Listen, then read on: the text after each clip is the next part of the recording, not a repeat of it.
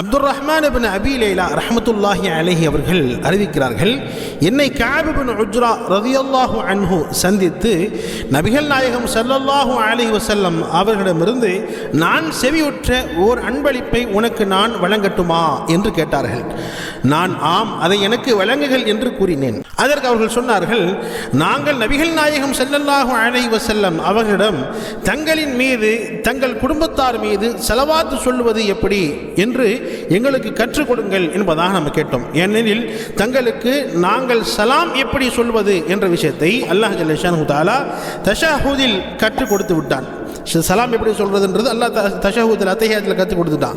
ஆனால் ஸலவாத் எப்படி சொல்றது எனக்கு நமக்கு சொல்லிக் கொடுங்க என்பதாக ஹஜ்ரத் கஅப் இப்னு உஜ்ரா ரலியல்லாஹு தஆலா அன்ஹு அவர்கள் சொல்கிறார்கள், நம்ம ரசூலுல்லாஹ்ட்ட கேட்டோம். அப்ப நபிகள் நாயகம் ஸல்லல்லாஹு அலைஹி வஸல்லம் எங்களுக்கு இந்த ஸலவாத்தை கற்றுக் கொடுத்தார்கள். அல்லாஹும்ம ஸல்லி அலா முஹம்மத் வ அலா ஆலி முஹம்மத் கமா ஸல்லைத அலா இப்ராஹீம் வ அலா ஆலி இப்ராஹீம் இன்னக ஹமீதும் மஜீத். அல்லாஹும்ம பாரிக் அலா முஹம்மத் வ அலா ஆலி முஹம்மத் كما باركت على إبراهيم وعلى آل إبراهيم إنك حميد مجيد என்ற இந்த ஸலவாத்துகளை ரசூல் ஸல்லல்லாஹு அலைஹி வஸல்லம் அவர்கள் எங்களுக்கு கற்றுக் கொடுத்தார்கள்.